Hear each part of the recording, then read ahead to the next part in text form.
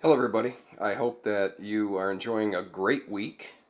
I have no notes in front of me right now, and I just feel like there's a few things that I need to say for clarification, and I'm going to try to do that tonight. So, I'm seeking the truth, and that's not always an easy pursuit. The education that I've received from a traditional setting, the public school system I went through, the community college, I earned an associate's degree.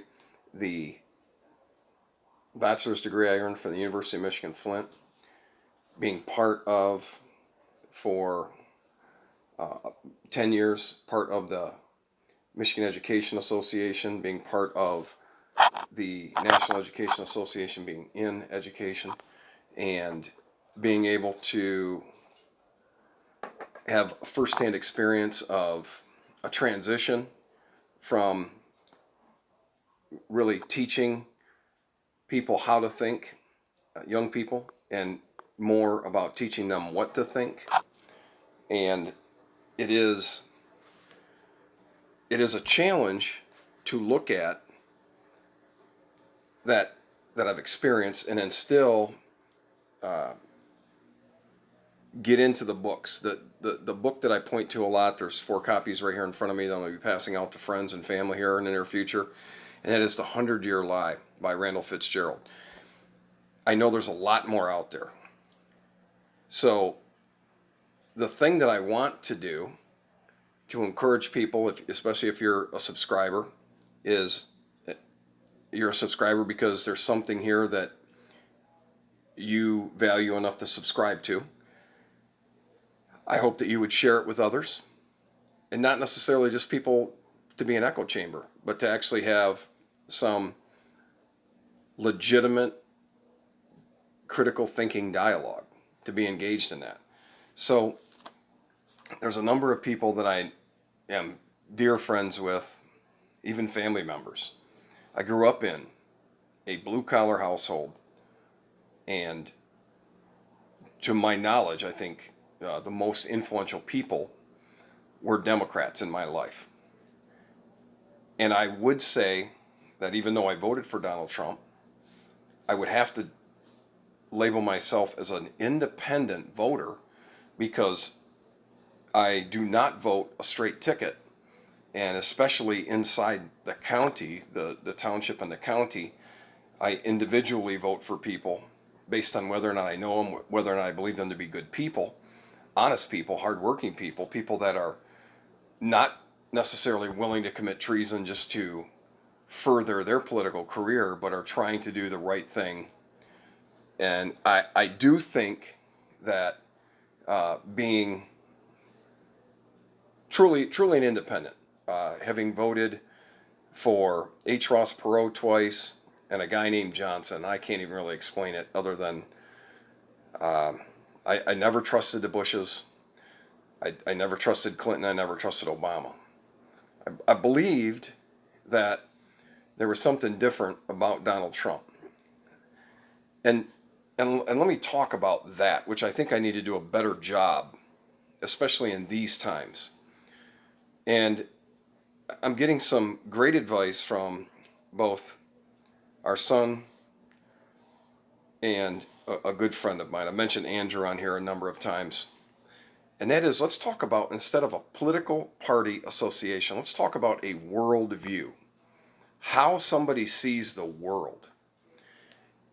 And this was a topic of conversation, I think, that I'm most challenged by. Because I've mentioned this before about the typical really staunch, diehard Catholic friend that I have. And you may have many of them as well. To the extent that they will not even engage in birth control because they believe God's going to make that decision on whether or not they get pregnant and how many kids they have. That's their faith. And yet that same person so often votes Democratic because that's the way the church has voted, the Catholic Church, in the past. And the Democratic Party is in favor of and funds Planned Parenthood and killing babies. And I don't know how God is going to judge us upon entry or not. But I would sure not want to gamble with that. And I'm sure people in the quietness of their own time have that same struggle. Thankfully, I've had some other struggles. That one seems like a no-brainer to me. That one seems like, the sanctity of life is really and truly what we should be focused on. And we shouldn't be, my taxpayer dollars shouldn't go to fund that. I mean, again, less than 1% being rape and incest and the different things. But I think that's going to take care of itself. I really do. But that's just an example of a worldview and how there seems to be, when you attach politics to it, which politics are everywhere, how there can be some discrepancies or it gets complicated. And so the worldview that I also see in this particular case is that through this pandemic, whether or not we want more assistance from the government or less, many of us, I'm in that category, that I'm not asking, I don't want the government to have more control. I want the government to get out of the way. I want less control. Because I do believe that the vast majority of our elected officials, by definition, commit treason on a regular basis. And how would I justify saying that? If a treasonous act is an act that's committed knowingly, not in the best interest of your constituents or your country, and it would harm the Constitution of the United States in some way, then you would be committing treason. And I've often thought that the reason why we should not give the government the small amount of liberty they're asking us to give up at any given time is because it never stays that small amount.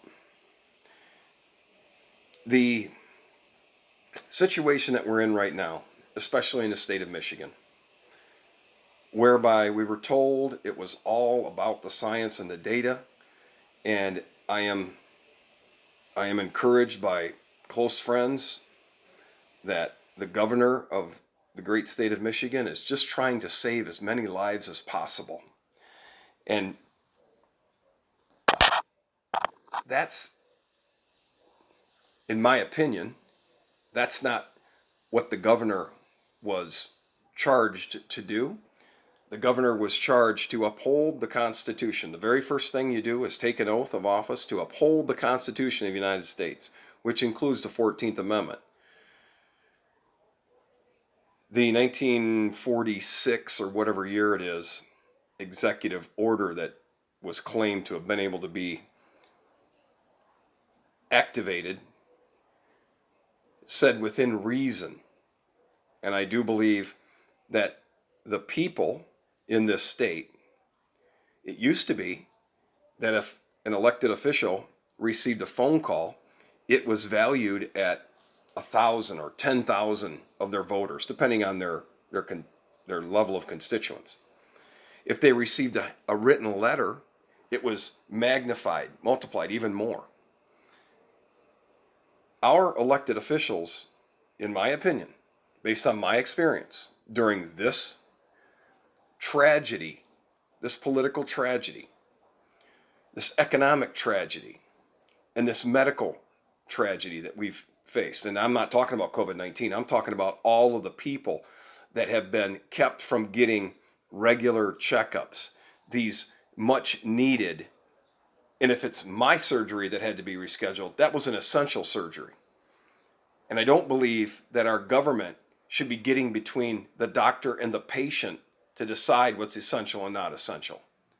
So this is a worldview. This isn't, I'm going to try to keep reminding us, I'm talking about that's how you see the world. And it just so happens to be that we have a governor that sees the world, more control, less liberty and freedom.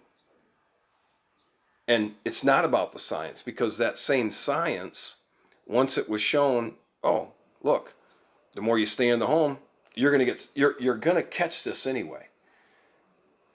There's a saying that quarantining or house arrest of the sick is a medical procedure. Quarantine or house arrest of the healthy is tyranny.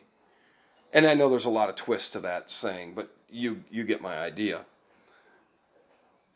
I'm going to try to do a better job of talking about worldviews, like in this example, because I think it's important. I know people that grew up in the same. Not everybody that went to my high school grew up the exact same way.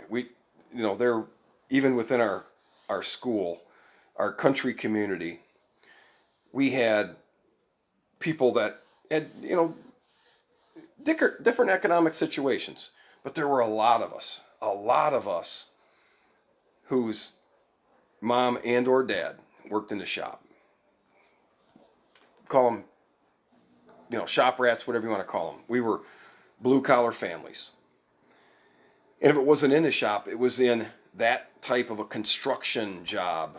A lot of us grew up being part of union families. And this would be a topic of debate, sitting around drinking 12 beers and discussing how we see the world, the worldview. I do not believe that there are more differences. We are not separated by more. We're actually united by more. I'm talking about these same people. You may be able to reflect on this, even in your own current community, where you live right now. We so often think, and I think we're driven that way by mainstream media mostly. We so often think about the differences between us and our neighbors, the differences between us and them. If you go back through and look at the library of things I've tried to put out there to divide and conquer us, and it's in so many ways. And I really think about this too, and let's talk about the worldview. I do not think that there are a bunch of Chinese men in China, blue collar, hardworking, get up and go to work every day, trying to provide for his family, his children, his grandchildren. That's not a bad guy. That guy's, I believe, trying to accomplish the same things I am, the same things maybe you are. I think their worldview is very similar to my worldview. And that is, they want an opportunity just to be able to get up and go to work every day, make an honest dollar, save a little bit, spend less than what you earn. I think there are a lot of people like that in the world. I do not think that there are a lot of people like that in the world that are in a position of power. My history background has compelled me to believe that the formation of the United States of America was an idea of a very small group of people that was so powerful. When people heard they were living in Europe, they were living in other parts of the world, mostly Europe though, and they heard about the opportunity. They just needed to get on a ship to get here. They were willing to risk everything for a better life. At some point, it was out of necessity. The home that they were leaving, let's say the potato famine in Ireland, there were many other things, even the French Revolution. But they wanted an opportunity to have a fresh start and to be able to build something. America still is that land of opportunity greater than any other country on the planet. And yet, we have so willingly given up so much of our liberty and our freedom for the potential, just the thought of maybe being more secure because of it. And yet what we've learned here is, if you take New York's numbers, again, these are the government's numbers in New York, 67%, 2/3 of the people in quarantine, in home, shelter in home, contracted. That's the I think it's the death rate, those that got sick and actually died. I think the latest numbers are suggesting 98% of the people in the United States, even as obese as we are as a citizenry, is going to have little to no effect. Bad flu, bad cold. So for less than 2%, and of those 2%, 20% of the 2%, especially if you have comorbidities and you are over 60. And I do want to sound, I do want it, the compassion that I have for people, my own family. I want you to hear that. It's legitimate. I know that this virus is extremely contagious. It's extremely dangerous, especially to people that have these. I mean, they're closer to death than any of us, other than walking out and getting run over by a bus. But the worldview, and I don't necessarily think that it's whether you have an R or a D next to your name. I think it's more driven by the worldview as to whether or not the numbers are accurately reported in each of the states, in each of the counties. I think the worldview, how you see the world, is driving people to be upset and have a lack of compassion for those of us who believe that we need to be protecting the most vulnerable among us, which is alcoholism, drug abuse, suicide, mental issues. These people, this group in our society, are the most vulnerable among us. And we have cast them aside by labeling the most vulnerable among us being our elderly, those in nursing homes, and then we didn't take care of them. And I keep coming back to, I don't think it's political.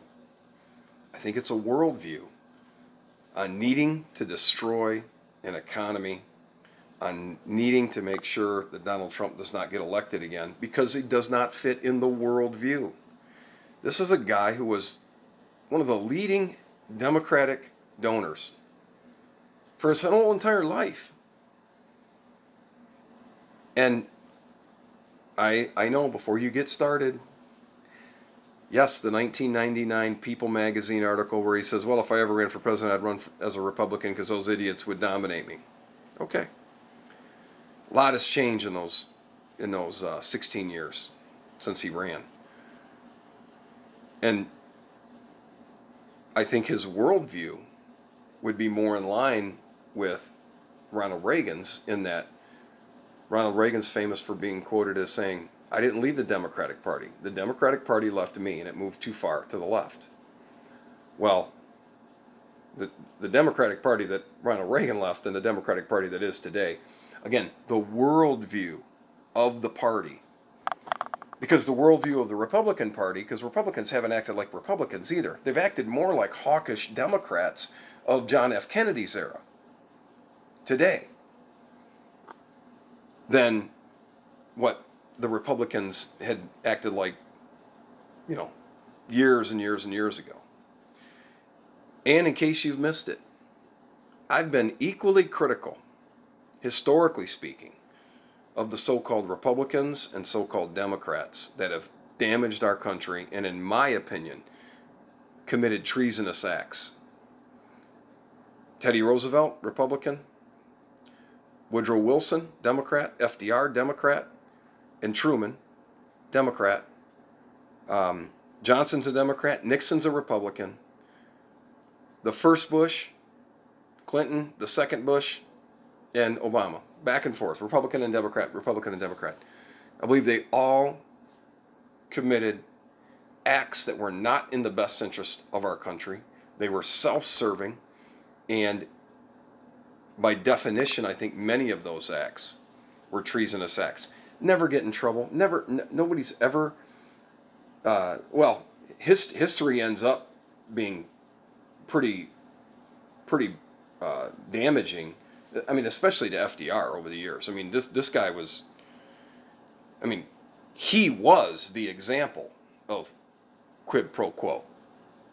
That whole administration, the way he ran everything, it was one bribe after another, and it just depended on at the time what side of that bribe you were on, whether or not you benefited. But history is very clear. I find it fascinating the discussions that we can have about whether you're a Republican or a Democrat. And I had a good friend say to me in the last presidential election that, I was just like those nut jobs down in North Carolina thinking Hillary was going to take away our guns. And I said, you're right. She does want to take away our guns. And Joe Biden wants to take away our guns. He wants to put Beto O'Rourke in charge of it. And the people that have spoke out against those that have protested in Lansing and called anybody that would carry a long gun on the lawn of the Capitol as a terrorist. Folks, in the state of Michigan, we're an open carry state. You don't have to get a concealed pistol license certification to be able to keep it concealed. You get to, if you properly own a handgun, you can wear it on the outside of your person. We're an open carry state. Now, I hope we're always an open carry state, because just like in Virginia, in Michigan, we might have got, people may have gotten a little bit over the top, obnoxious, yelling at state troopers, and I did not like to see that at all. But the right to be able to carry your firearm with you, that is Michigan law. And I hope we always have it. And once again, responsible gun owners show you can have a large group and nothing happens. We don't need more gun laws. We need more laws against stupidity. And we need more assistance with mental health. It's not about, we've got so many laws right now about guns, we can't enforce them all. So why would we need more? Allow common sense gun owners to be able to act responsibly. Again, it shouldn't be Republican or Democrat. It really should be reflective of your worldview. And for those of us with this COVID-19 situation, if you feel like you are a compromised individual, then shelter in place, stay home. You need groceries delivered to you? I'll go pick them up. There's a lot of us that will. There's a lot of people willing to do things for our neighbors that feel like they can't go out. And I know a number of people that actually it's become quite a mental block. I mean, they've really been talked into, and why wouldn't they be talked into thinking this is going to kill them? Because for 12 weeks now, every station you turn the television on is telling you the football score, the basketball type score of what country, how many confirmed cases, how many deaths, and it just keeps going up. And it's kind of terrifying. And so if you're that person, then wear a mask in public. I think that there's more and more data showing the suppression of the immune system, staying at home, not getting outside, not allowing through regular airflow to be able to absorb all the tiny little particles out there. I shared with a few people this week, one of my favorite comedians of all time was George Carlin. I thought he was a very smart, down-to-earth guy. And he talked about his immune system, and he's pretty crude in some of the things that he says, but look that up. And one of the things he said was, I got a strong immune system. And my immune system needs practice. In the last 20 years, hand sanitizer has become used on a regular basis. And I use it when I get something sticky on my hands. I used to carry a big bottle of it in my truck, but I kind of stopped doing that during this time. Not because I wanted to get COVID-19 or the SARS-CoV-2 so that I could develop COVID-19, but it's because if I was going to get it, and I do believe pretty much all of us are going to get it. I mean, there's so many similarities with the common cold and the flu. And it is dangerous for people that are older and underlying comorbidities, but I just stopped using the hand sanitizer on a regular basis, partly because, you know what? I've been doing the wrong thing. I think as a rule, we've been doing the wrong thing, especially with our kids, being helicopter parents and constantly washing their hands and stuff. I mean, whatever happened to a kid just playing out in the yard, eating dandelions and, having dirt under their fingernails and eating a sandwich, pulling some strawberries, eating them. I mean, I think there's something to be said for a strong immune system. And as you've heard me say it before, I think it's criminal that all of the evidence, the centuries of evidence of real medicinal aspects to essential oils and other minerals and vitamins that are naturally occurring in our environment, the fact that we were lied to, absolutely lied to, out of control, out of just a sense of control, that hemp and cannabis were Schedule I drugs. There's a revolution taking place. And one of them needs to be how we view our medical advice. Because I think it's criminal that the doctor's offices that are being censored and threatened to lose their license because they're talking about real, legitimate, boosting your immune system through not pharmaceuticals, but through homeopathic remedies. Dr. Brownstein, Dr. NG, and Dr. Nussbaum is somebody that we see from a holistic standpoint. They've actually treated, and I was asked, 98% of the people today get COVID-19 and they're going to get healthy anyway. Okay, well, if that's the case, then why are we looking at a vaccine?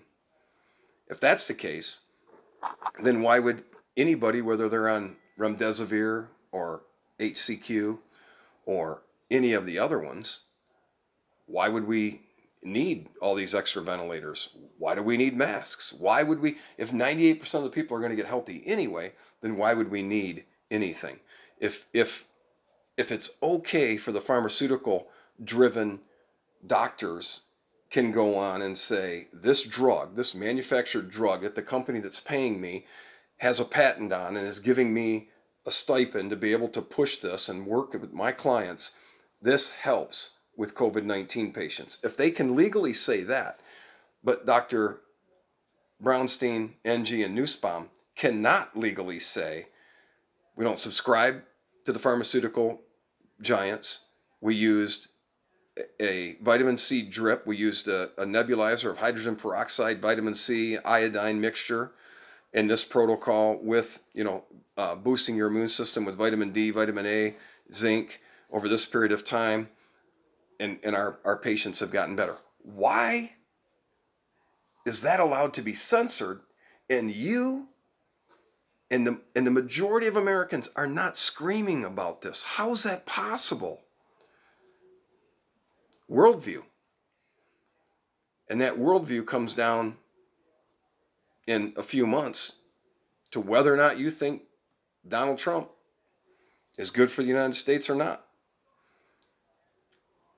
That worldview, because these same doctors, many of these same doctors are being censored, have been saying, We should never shut down our economy. We're going to be okay. The hospitals are never going to get overrun. And basically, they did not, except for in a couple of small areas for a short period of time. Oh, and by the way, you know, the experts, the medical, throwing people on the ventilators, and because the body's autoimmune reaction and not being able to absorb the lungs that were filling with the oxygen, and we're drowning people. And let's censor that NYU ICU doctor who went on and started telling everybody about it. We're killing these people. We got to get that one off. I don't know how long. Here's the other thing too. Worldview. So Google can and maybe will take this down at some point, because this would be considered misinformation or disinformation. And yet for 3 years, the Russian collusion hoax, and now we know that to Congress, these same people were saying, I don't have any information on that, but then would jump right on CNN or MSNBC or on social media and say all these things, that the evidence is clear, Trump colluded with Russia. And yet that's still allowed to stay, even though we know it's misinformation and disinformation. Again, it goes back to a worldview and whether or not there is this effort to try to make sure that Donald Trump's not a lifelong politician. He's not one of them. The Democrats were happy to take his money, but they didn't want him making suggestions to them on how he saw the world. And the Republicans, I still remember, you've heard me say this before, when Jeb Bush looked into the camera, I thought he was talking to me. I thought he was talking to you. And he said, we can't take him seriously. We can't take him seriously. Come on. But he wasn't. He was talking to that political elite. He was talking to both Democrats and never Trumpers. It's a worldview. We need to remember that. Hey, listen, I've gone longer today than I have in a long time. I appreciate you watching. I appreciate if you share it with somebody. The goal here is I'm just trying to connect the dots, seeking the truth. Can I make an impact? Can we make a difference? I think we can. I think we can, because if we start having critical thinking conversations. So let's try to engage in those. Until next time, I'm James Detroit, and I'm out.